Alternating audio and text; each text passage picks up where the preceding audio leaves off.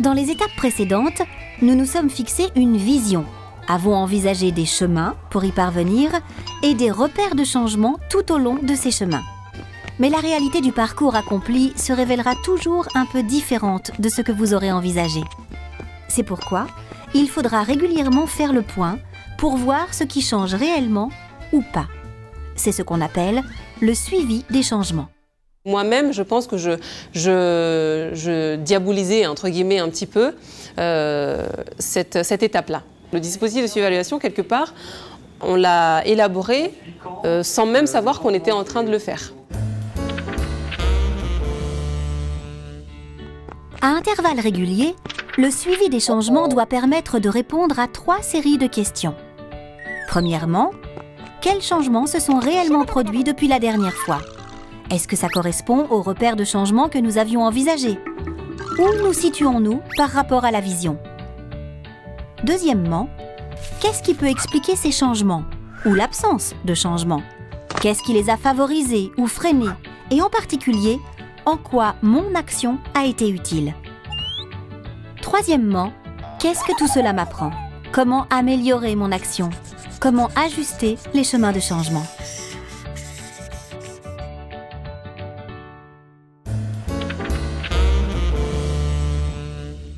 Le suivi des changements est largement qualitatif. Ainsi, il complète les données quantitatives que l'on peut recueillir par ailleurs. Il les illustre, leur donne de la chair. Un tel suivi repose souvent sur le recueil de témoignages, l'animation de discussions collectives et l'observation. À ce stade, il ne s'agit pas encore d'effectuer le suivi, mais d'envisager comment on va le faire par la suite. Quelles sont les questions essentielles pour vous? Eux, ils se posent ces questions. Nous notons ces questions et maintenant on voit quelles sont les informations qu'il faut aller chercher pour répondre. Si la collecte d'informations même est complexe déjà, ça veut dire qu'on peut laisser et se limiter à l'essentiel, c'est-à-dire ce qui est simple à tout le monde. Toujours dans l'esprit que demain on ne sera pas là et qu'ils puissent poursuivre, quoi. Au final, on aboutit à un dispositif de suivi avec une organisation et des outils pour la collecte et l'analyse des informations. Souvent, il se matérialise par un temps fort d'auto-évaluation par les différents acteurs du programme, par exemple une fois par an, qui est croisé avec le suivi réalisé au fil du temps par le porteur de projet. Pour mettre en œuvre un système de suivi, là, dans notre projet au Rwanda, donc concrètement, on avait fait la démarche de définir une vision, d'identifier les acteurs. Et après, on a sélectionné uniquement 2 acteurs sur les 4 acteurs clés qu'on avait pour essayer de pas trop alourdir le suivi. On s'était fixé ces grands changements déclinés en changements intermédiaires, en chemins de changement. Et du coup, ces chemins de changement, on les a transposés en indicateurs de suivi, donc suivi des changements.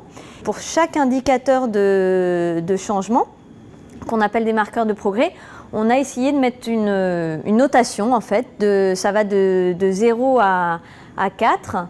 Et donc, on va discuter en équipe tous les 3 mois sur l'atteinte du marqueur. Et donc, soit on décide de donner la note 0, qui veut dire l'acteur n'a pas bougé.